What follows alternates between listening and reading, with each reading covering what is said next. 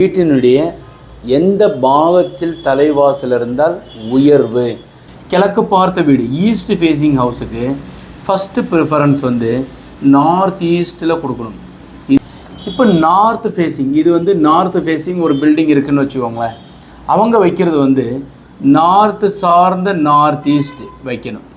West facing, so வடமேற்குக்கு உண்டானதில் வந்து இந்த இடத்துல நீங்கள் வந்து தலைவாசல் வைக்க வேண்டும்.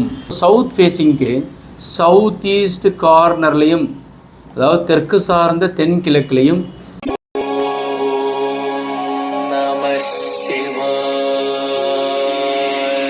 லிங்கம் வாஸ்து அன்பர்கள் அனைவருக்கும் சிவசரவணனின் அன்பான வணக்கங்கள். மெயின் டோர் தலைவாசல், வீட்டினுடைய எந்த பாகத்தில் தலைவாசல் இருந்தால் உயர்வு.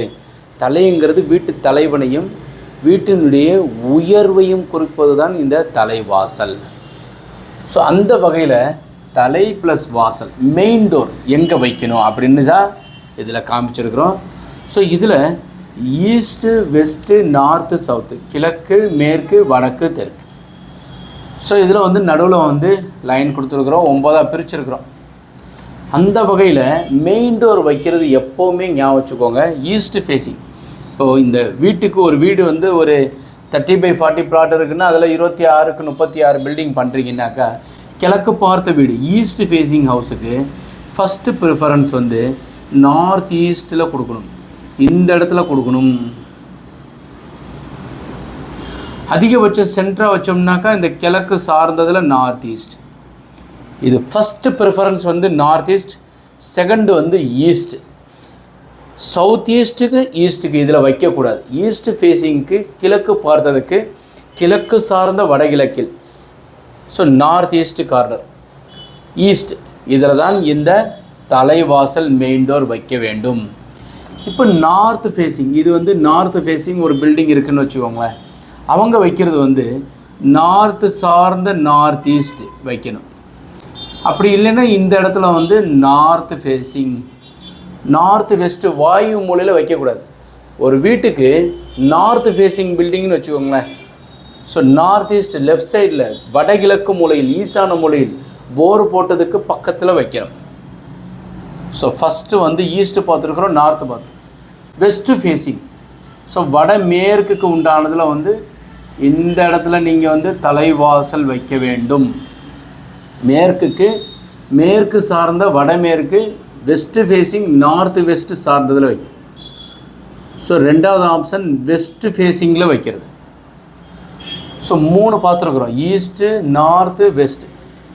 சவுத் ஃபேஸிங் தெற்கு பார்த்த வீட்டிற்கு போனால் தேய்ந்து போவான்னு சொல்லுவாங்க. இந்த தலைவாசலுடைய மிஸ்டேக்னால தான் இது சொல்லப்படுது. ஸோ சவுத் ஃபேஸிங்க்கு சவுத் ஈஸ்ட் கார்னர்லேயும், அதாவது தெற்கு சார்ந்த தென்கிழக்குலேயும் தெற்கு பார்த்தும் வைப்பது சிறப்பு. ஒரு வீடு தெற்கு பார்த்து இருக்குது, கிச்சன் இங்கே வச்சுருக்கிறோம்னா இங்கே வாசல் வச்சுருக்கிறோம்னா கரெக்டு. அகலம் கம்மியாக இருக்குன்னா சவுத் ஈஸ்ட்லேயே வச்சுக்கிறது உச்சஸ்தானம். இதெல்லாம் நான் சொல்கிறது இது உச்சஸ்தானம், இது உச்சஸ்தானம், இது உச்சஸ்தானம், இது உச்சஸ்தானம். ஸோ நடுவில் ரொம்ப சென்டராக வைக்கிறது இல்லைன்னா இப்போ வந்து கிழக்கு பார்த்த வீட்டிற்கு அக்னி மூலையில் தலைவாசல் வைக்கக்கூடாது. வடக்க பார்த்த வீட்டிற்கு வாயு மூலையில் தலைவாசல் வைக்கக்கூடாது.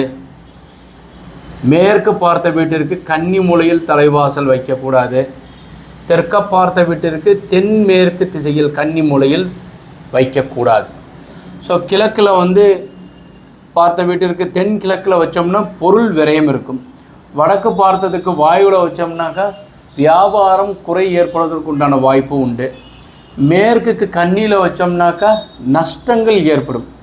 தெற்க பார்த்த வீட்டிற்கு கன்னியில் வச்சோம்னாக்கா ஆரோக்கியத்தில் நெளிவு இல்லைனாக்கா சிறு சிறு உபாதைகள் ஏதோ வந்து மறையும்.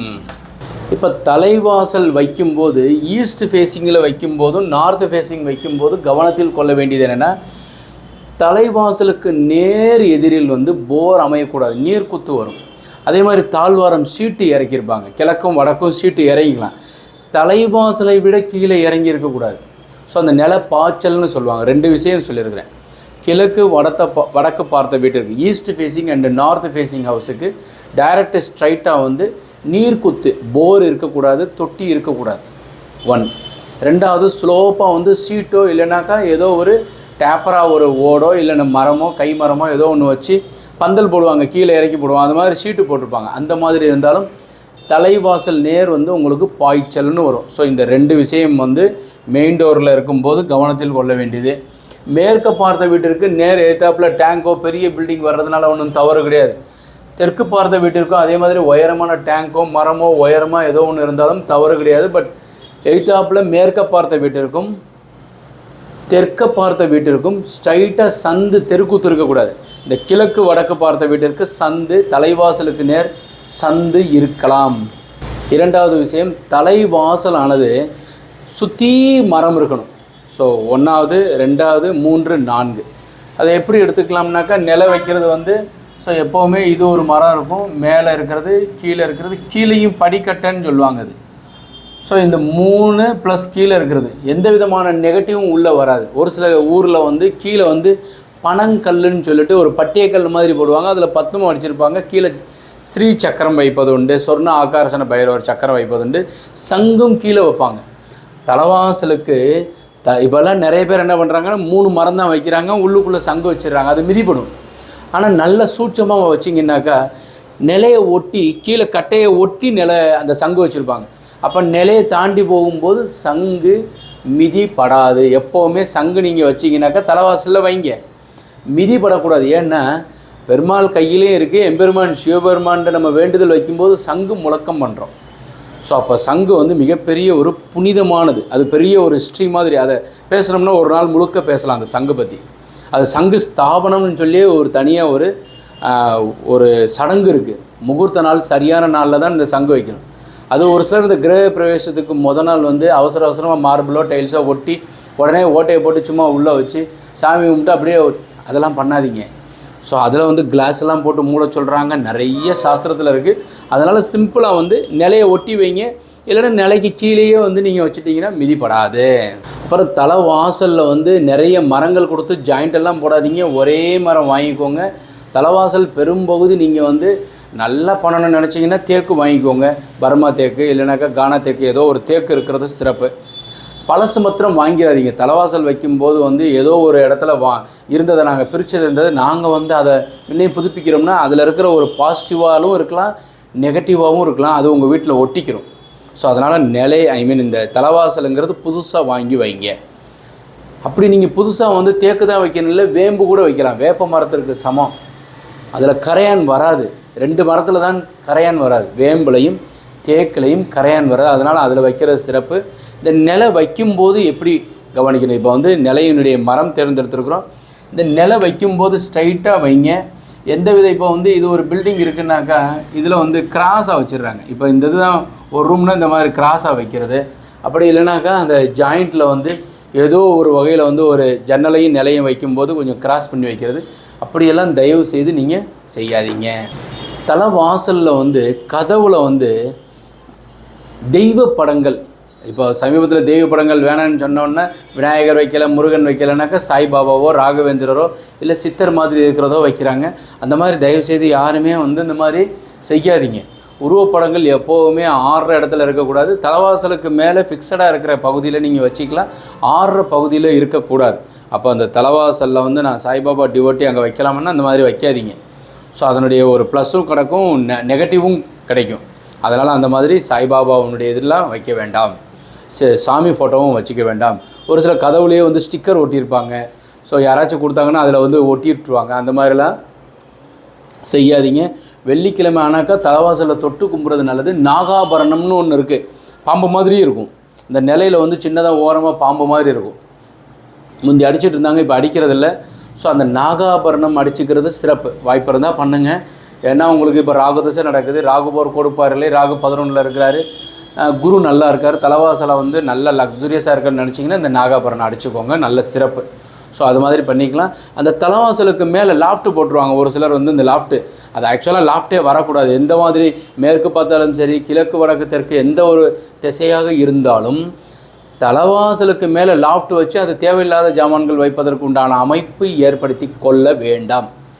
தலைவாசலுக்கு மேலே தேவையில்லாத ஜாமான். ஒரு சிலர் வந்து லாஃப்ட்டுக்கு மேலேயே வந்து இந்த புது சப்பல் தேவையில்லாதது, அப்புறம் இந்த கோலப்படி, அப்புறம் விளக்கு, இதெல்லாம் எப்போவுமே யூஸ் பண்ண மாட்டாங்க. அதெல்லாம் வந்து எடுத்து மேலே வச்சுருவாங்க. அந்த மாதிரியும் வச்சுக்கக்கூடாது. ஒரு சில வீடுகளில் தலைவாசலில் வந்து கரையான் வர்ற மாதிரியான அமைப்பு முந்தைய காலத்தில் இருக்கிற வீடுகளில் இருக்கும். அது கரையான் வர்றது வந்து ஆக்சுவலாக வந்து பூமியிலேருந்து வரும்.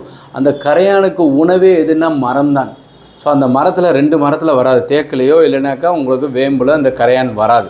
அப்போ பூமிக்கு கீழே ஏதோ ஒரு இடத்துல எங்கேயோ ஒரு இடத்துல வந்து இருப்பதற்குண்டான வசிப்பதற்குண்டான ஒரு பெரிய மாளிகை கட்டிக்கிட்டே இருக்கும். கரையான் இருக்கிற வீட்டில் நிலையில் கரையான் இருக்குன்னா அப்போ அதுக்கு கீழே வந்து பார்த்திங்கனாக்கா ஒரு 5 அடிக்கோ 10 அடிக்கு கீழே ஒரு பெரிய ஒரு மாளிகை அவங்களுக்கு இருக்கிற மாதிரியான ஒரு அமைப்பு இருக்கும். ஸோ அப்போ வந்து கரையான் உள்ளே வந்து ஒரு கிட்டத்தட்ட வந்து ஒரு 5 லட்சம் கரையான் இருக்குன்னு வச்சுக்கோங்களேன். அப்போ அதற்குண்டான உணவே கீழேருந்து இந்த மரத்தை சாப்பிட்டுக்கிட்டே இருக்கும். அப்போ அந்த மரத்தை நீங்கள் எடுத்து போட்டுறணும்.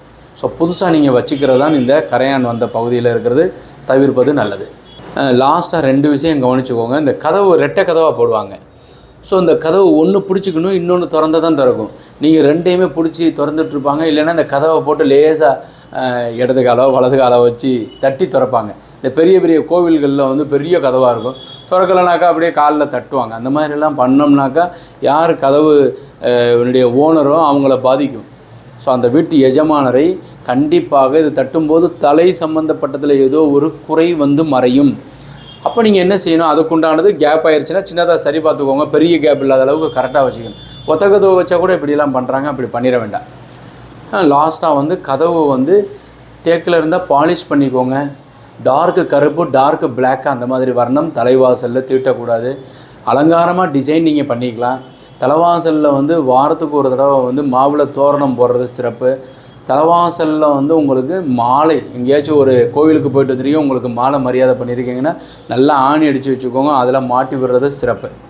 இது தலைவாசலுக்கு உண்டான குறிப்பு. இந்த தகவல் உங்களுக்கு பிடித்திருந்தால் லைக், ஷேர் பண்ணுங்கள், கமெண்ட் பண்ணுங்கள், சப்ஸ்கிரைப் செய்யுங்க. நிறைய பேர் சப்ஸ்கிரைப் செய்யாமே பார்த்துட்ருக்கீங்க, சப்ஸ்கிரைப் செய்யுங்க. இன்னும் முக்கியமாக வந்து நிறைய இந்த சேனலில் பிளான் தான் நிறைய இருக்கும். உங்களுக்கு பிளான் வந்து ஏதோ ஒரு வகையில் திருத்தம் செய்யணும், இல்லை புதுசாக போடணுன்னாலும் கீழே இருக்கிற நம்பருக்கு கான்டாக்ட் பண்ணுங்கள். இருக்கின்றது மதுரையில் இருக்கிறேன்.